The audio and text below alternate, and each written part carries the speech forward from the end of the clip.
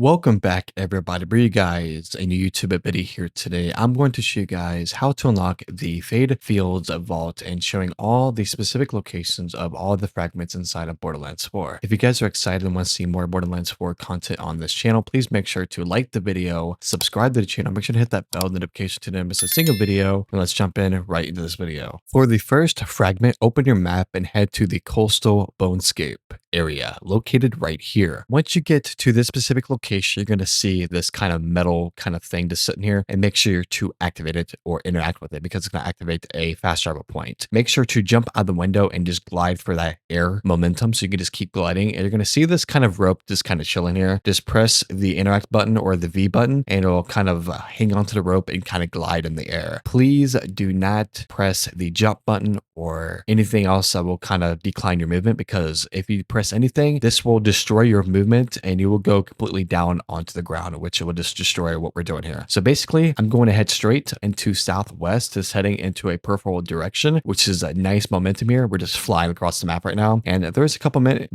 couple enemies that I go past, but don't worry about them. If you actually get in a nice spot, you can just call in your tractor vehicle and just kind of go straight, and you will enter into the Still Shore location, which is our first stop of the first fragment. And once you see this pile of trash, just go left, go straight, and right next to this grill, you're gonna go behind this house next to that chair, and you're gonna see this box with the number 32 on it and pick up the first vault fragment. And it's kind of cool because your robot actually picks it up for you, which is a cool animation. At any point, if you're getting confused trying to find these specific locations, if you actually look on the center right of your screen, if you're actually getting close or near the area of a vault key, you actually show a specific yellow meter that indicates you're nearby one. And the closest you get, the more yellow bars that show up. So just pay attention to that middle center yellow meter. It also pops up when you're near a key fragment and also next to a vault. So once again, open up your map. We're going to head to this location on the Howl, which is called the Kit Hole, which is another silo. The reason why we're actually going to these specific silos is because they unlock fast travel points at specific locations, which each one actually has a rope that we can actually glide with, which it gives you a lot of momentum once we actually reach a certain point, and it just makes the journey so much faster and more funner because you're actually exploring and actually going crazy with movement other than using the tractor vehicle. And once you're soaring through the sky, go to the northeast and keep heading straight through these trees. Once you know you're going through the right way, you're going to go underneath this giant tree. You're going to see this kind of grapple interact with that button right there. We're going to jump up again right here, and we're going to enter the Howl Cave, and this is where the right spot is. If you actually look on the right side, it's indicating that there is a vault key fragment nearby, which would be right here, and your drone will pick it up. That is the second vault fragment found. Let's go. Try to head to this location over here onto the dissected plateau. I had to go all the way around the map to even get over here. And if you actually look on the wall there, you can actually climb this wall that's highlighted in green. And this is where you can get on top of this platform, because if you haven't discovered this location yet, it's actually hard to get over here. And for the people that has this fast travel point already unlocked, they kind of just fast travel over there, which they don't show how to actually get over here, which I found a spot to kind of climb on the wall there and jump up here. And once you kind of traverse all through this area,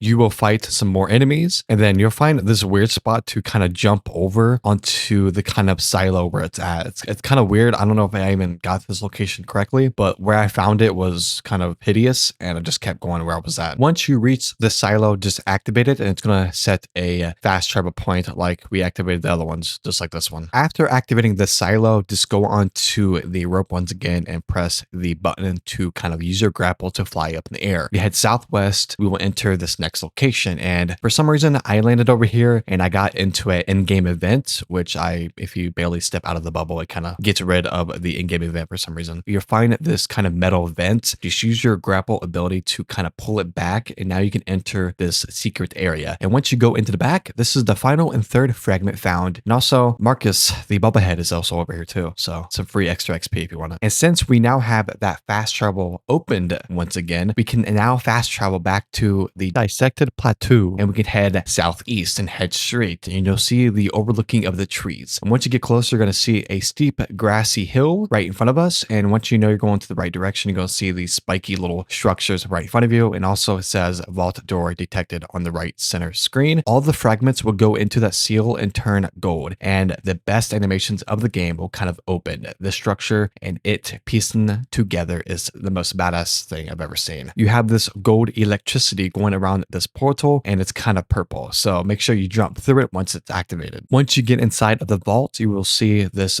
golden panel. Make sure to interact with it and accept this mission. You're going to see this golden lift that you need to take. It will take you into the first arena spot out of 3. Once you enter this first area, you're going to enter this arena and you're going to go up against other enemies. Just clear this whole room, which the strong enemy, which is called the Hammerhead, which he has this massive shield right in front of him. You need to take it out. And with each color, it kind of decreases its damage by just shooting it. And once you've done enough damage, he will go down. Also, if you're running out of ammo, there's also ammo crates or loot crates everywhere inside of these arenas, which you can just refill your ammo. Once you're ready to go into that area, just clear the area, make sure to take that yellow rift, and that will bring you into the second area. You basically just repeat the first step that you did with the other area. You just clear all of the enemies out, which it's pretty difficult in here, but there's lots of enemies that do massive damage. But the good thing is every enemy inside of these arenas actually have this level scaling. So whatever you are, they're going to be facing those kind of level of enemies. You're not going to be facing anything that's kind of 5 levels above you, and the most is 1. And also a good thing, if you actually go down, there's actually a respawn beacons inside of these areas. So if you go down, you kind of respawn at the nearest beacon. And once you enter the final area, this one is quite tough. You're going to verse this tough enemy, and he has this kind of a purple crystal on its back. You actually have to do enough damage to actually break it. And once you break that crystal, you can actually do HP damage to him. And if you don't do enough damage to his HP, he actually will kind of regenerate that purple crystal once again. And if you don't shoot down the crystal fast enough, he will regen HP back if you don't shoot it fast enough. He also spawns in these yellow misty orbs that you need to take down also, which as much damage as you do, the faster you will take him down, because once you take down that crystal, his shield will be completely down. And then after you do that damage, you can actually deplete his HP. Then if you don't take his HP down fast enough, he will kind of get that crystal back. Then you need to do damage to the crystal once again. And if you don't do enough damage, he just regrows the crystals and kind of regenerates health. You just have to kind of kill him very quickly in a quick succession. If not, you're just going to be here for hours trying to fight this enemy. So eventually you will get him. So what's actually cool about these bosses inside of Borderlands 4, everything inside of the game actually scales to your health. Well, not exactly to what your level is, but it's kind of around to what your level is. So it's actually a fair fight. To start this fight, phase 1 is kind of him doing this little slash attack where he kind of skins the ground.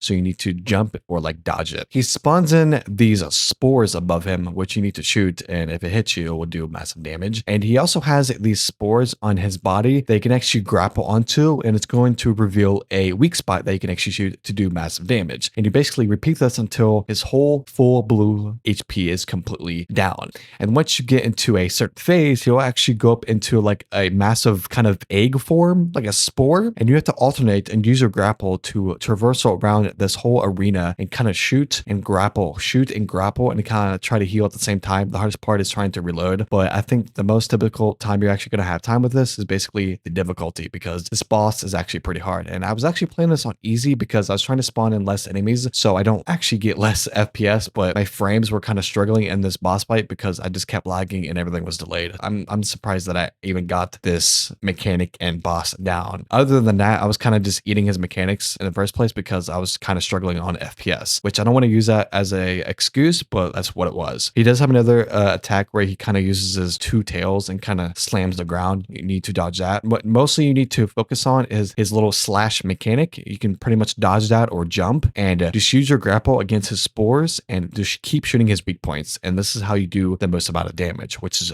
pretty nasty. I tried to chuck grenades at him using shotguns, and you basically repeat this process until you basically beat this guy. It's pretty easy, but the spores are kind of annoying, but there's also other enemies that spawn in, and just the spores and just using your grapple to do the most damage, which is kind of nice. It's a pretty easy boss fight. If you play this in higher difficulty, that's where you're going to have your most difficult of actually trying to do damage. But I think this boss is actually meant for co-op, which is pretty cool. So thanks for watching, guys. If you guys want to keep farming this, you can, and that's totally up to you. You just pretty much come into this main boss like you came out, and it's really easy. Grapple onto the purple orb, and once you get into the next area, you're going to see this golden orb. Make sure to interact with it, and it's going to give you a permanent unlock for the glided pack, which is going to be fast regen. There will be a orange chest on the right and left hand side, and you can purchase Moxie's Big Encore for 13,000 to farm the boss.